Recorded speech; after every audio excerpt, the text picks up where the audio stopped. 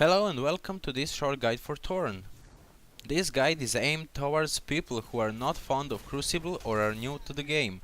Bear in mind that in the video all of the steps are done in the Crucible and later I will tell you why.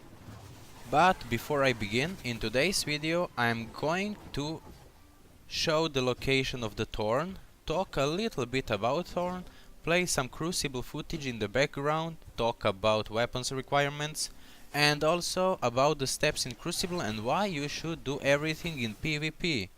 First, the location of the quest is in EDZ near Trostland in Salt Mines.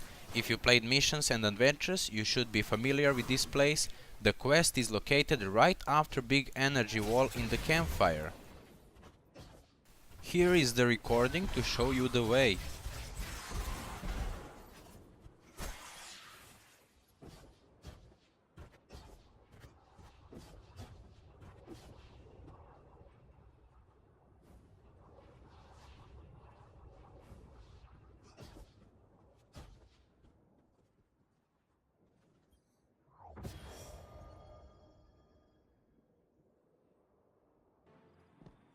Once you pick up the quest, go back to Banshee and start your epic Crucible journey.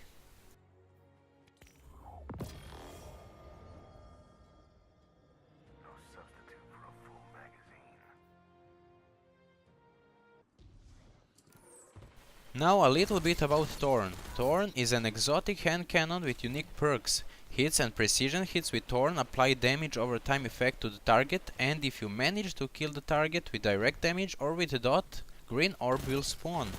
When you pick up the green orb you will get a couple of bullets in magazine and your gun will start to glow for a short time. This means that the dot will hit harder for the duration of the buff. You can infinitely kill enemies, pick up orbs and never reload the gun. It shines versus low and medium HP enemies, which can die before you empty your magazine. On the other side, if you're fighting one big enemy like a boss or primeval, Malfeasance might be the better choice. Thorn is also good for Crucible because the dot can finish off running enemies if they are critically wounded. As for the weapons needed to complete the Crucible steps, it is entirely up to you. Use your favorite weapon, the one you're most comfortable with. You can use pulse rifle, scout rifle, sniper, SMG, auto rifle or anything that suits you. Also use one hand cannon. Void hand cannons are recommended. For power weapons it is not very important, but if you can, use void type power weapon for the last Crucible step. Use your favorite subclass when you collect 150 materials from Warlocks, Titans and Hunters, and when you reach last Crucible step switch to void subclass. About the Crucible steps, first step in Crucible is to collect 50 materials by defeating Warlocks. Both eliminations and assists grant you 3 materials per Warlock. That brings you to 17 eliminations or assists. Same goes for Titans and Hunters, which means in total you will need 51 eliminations or assists. Now let's talk why is it very important to do all of the steps in Crucible. Well, because you will need practice to complete last Crucible step. It appears very long and boring if you play quick play Crucible, but if you join competitive or Iron Banner it goes much faster. This is where hand cannon and void subclass requirements come in place. You need streaks of precision hits with hand cannons and void damage eliminations. Void hand cannons work the best here, because they combine both requirements.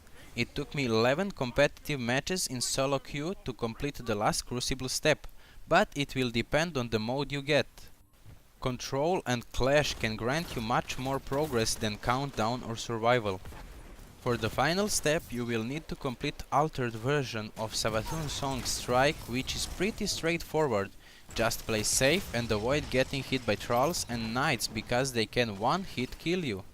Other than that you have 4 boss type Knights, but they shouldn't be a problem because they die pretty fast to supers like Warlock's Nova Bomb, Celestial Golden Gun or Blade Barrage and Titan Crash. I hope you enjoyed watching this video. If you have any question or critique, be free to leave a comment. If you want to watch more of Destiny 2 gameplay, you can follow me on Twitch.